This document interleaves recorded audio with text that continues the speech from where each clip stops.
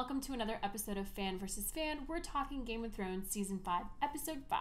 I'm Elena Lowe. I'm Peter Counter. Let's get started.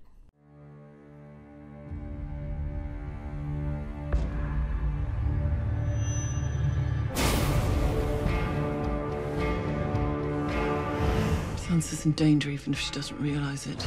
You remember what happens to people who bore me. Winter is coming. We know what's coming with it. We can't face it alone.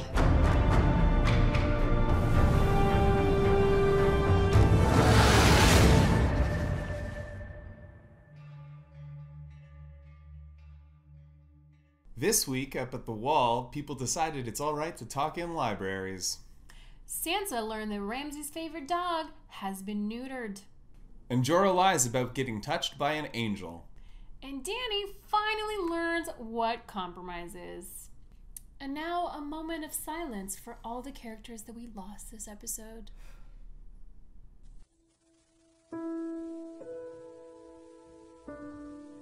I will remember you.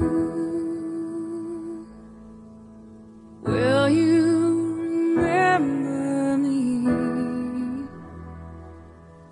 Don't let your life pass you by.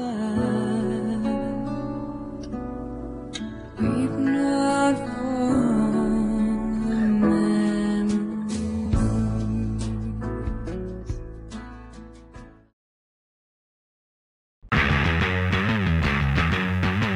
First up, we have our Dragon Eggs. So this is the section of the episode where we talk about callbacks that the show is doing to previous characters that you may have forgotten about. So first up, we have Walda Frey. If you don't remember who the heck Walda Frey is, she is the lady that is sitting at the dinner table with Roose and Ramsay and Sansa, and she is one of Walder Frey's daughters. Yeah, one of his many daughters, all named Walda, Yeah. which is why she has the unfortunate distinction of being named Fat Walda. Yeah, the curvy Walda, not a term that was around back then. They're just not there yet. No. You know? No, not there yet. This week we also got to spend some time in Valyria, another one of the many new locations of Season 5. Valyria is an ancient place that was destroyed a long time ago by an unnamed disaster. It was dragons. Was it dragons? We don't know. We haven't read the books. Might have been a volcano. A volcano. A volcano? Yeah. A Valyrian volcano. Yeah. That was The great. Westerosi version of like Pompeii, which the movie of which actually had Kit Harington. So maybe weird, crazy crossover happening there. And also to point out, Valyria was the main place where the Targaryens were. So Yeah, and important tidbit. the home of Valyrian steel, Yeah. the material that the most badass swords are made out of, Like ice. or The Stark sword. Oathbreaker, which was made out of ice, and Needle, which Yeah. will hopefully one day grow into a great big sword tree. Last but not least, we have Miranda, which is the douchebag who is in love with Ramsay. And she was featured a few seasons ago, actually. She was one of the women that Ramsay was toying with Theon with. She was one of the nude ladies during the snip snip scene. Yep, and she in the previous season went hunting with Ramsay for the most dangerous game, which in Westeros is a frightened woman. Yeah.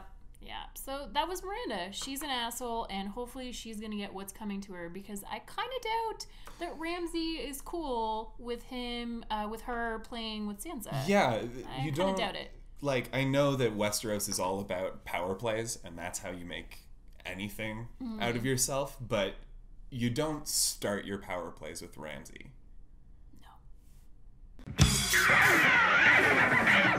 So, Peter, what were your pros this episode? I really loved two very specific plot lines. There were 4 in this episode. Loved all of the Bolton stuff, as usual. I know it's really creepy Of course of you me. did, you weirdo.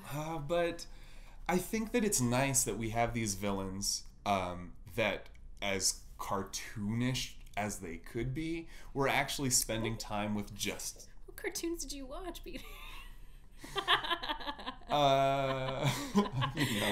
The 1940s one where they have the yeah, mustache. they tie people up to railroad tracks and yeah. then take off all of their skin. You didn't watch those ones? Little title card that Okay. said like, The my bull- banner is the flayed man, which is what I will Okay. do to you. So Anyway. yes, cartoonish villains, you kind of love it. Right. Well, I love that, but what I love more about the cartoonish villainy is that these aren't just like one-dimensional cartoon villains. They have conversations with each other and are like filled with pathos. And I really love the Roose Ramsey relationship where Ramsey was like, "Hey, I'm the most fucked up guy at this dinner table," and then later on Roose brought him to his chamber and was like, "You think you're fucked up? I'm your dad.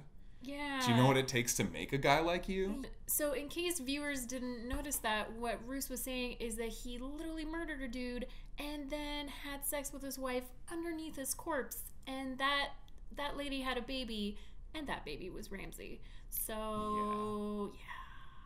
So that, like, again, great TV. Yeah. Loved it. So that was the first specific storyline that you enjoyed. Yeah. What was the second? Everything in Valyria.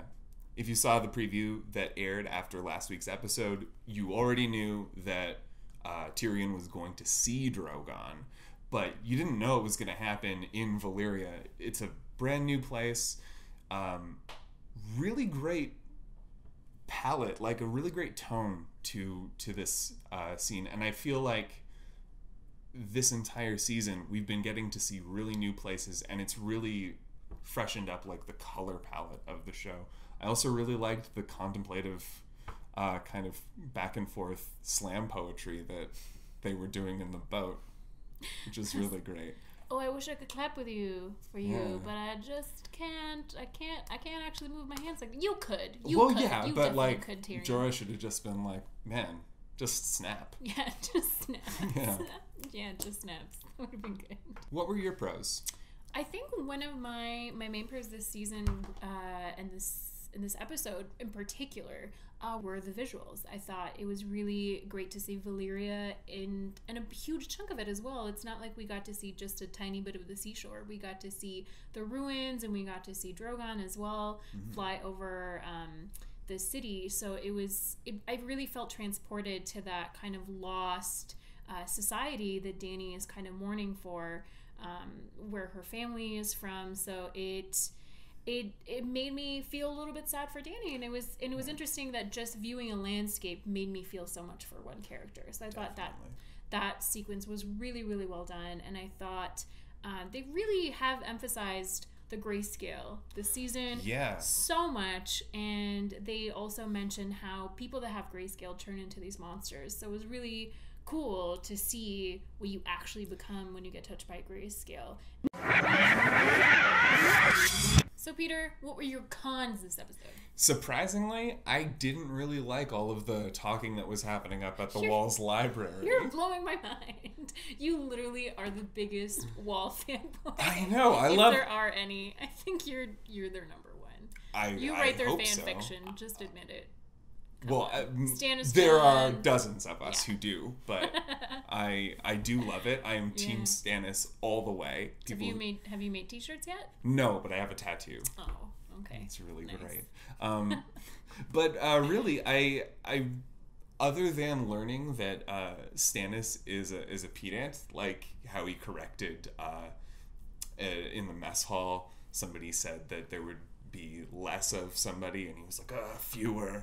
And he's the first person in the series who's actually called rapists and not rapers. Really funny how that's like kind of secretly a bonus. It was like, the correct term for sexual assault people. It just made me realize that he's the number one king. But other than that, which is just kind of entertaining, I just it felt like there was a lot of wheel spinning, and we haven't seen that at the Wall this season. So that would be, I think, my one con, other than I know you have one that I share. Yeah. So I'll get to the one that we share first. So my biggest con was Dany. And I know, okay, so the thing is here that I love Dany as a character, but I don't necessarily like the way that she's being portrayed in this season. Yeah. I think she's been shown to be really, really reliant on her counselors, who are men, as Missandei pointed out. Yeah.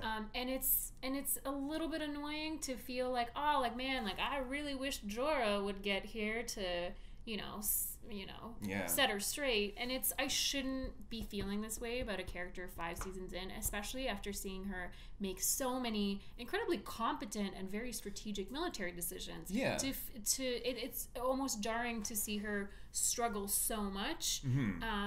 And I don't really understand why it took her so long to come to this very obvious compromise of just open up the fighting pits, but only open it to people that want to do it, because a lot of people do want to do it. It's not like it was just the former slave owners that were actually advocating for this. Exactly. There are future Daario Naharis's to be made.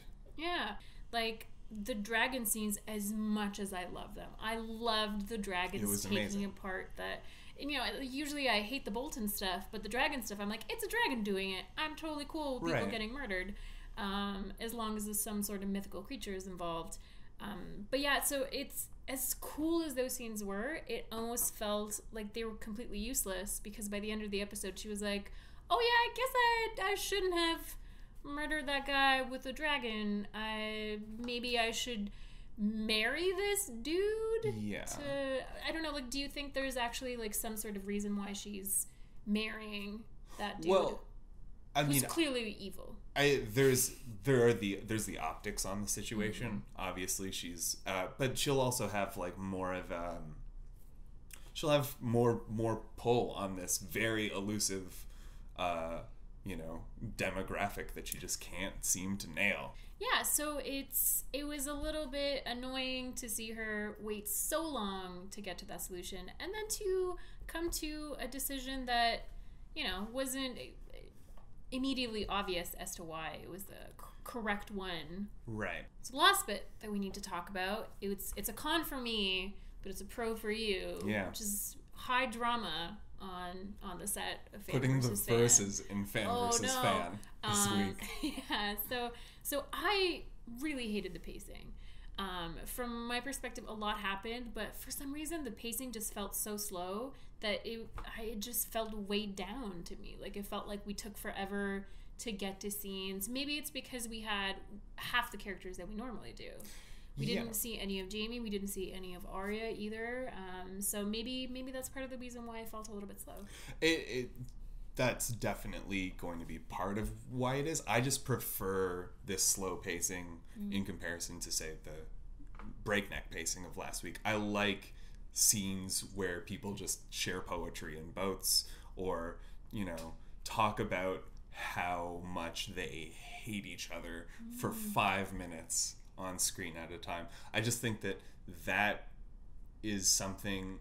It's just one of the biggest strengths of Game of Thrones is that they will take their time, even though they have a chance to show dragons eating people. They're not afraid to just be like, here's a camera, put it in a room, couple characters, let them talk. So that's it for this week's Fan vs. Fan Game of Thrones edition. In the comment section below, let us know what you thought of Daenerys' strange compromise.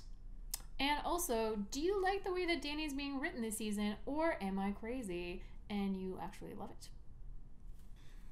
Alright, so be sure to follow us on Twitter at Dorkshelf. And be sure to subscribe to our YouTube channel right here. And if you guys like these and you also watch The Flash, we have another Fan vs. Fan series for that show. It's 21 episodes long, and they kind of started this whole deal. And they're great, so you should watch all 21 of them. Just binge watch it, just like you do this show. Well, this has been Fan vs. Fan for Game of Thrones Season 5, Episode 5.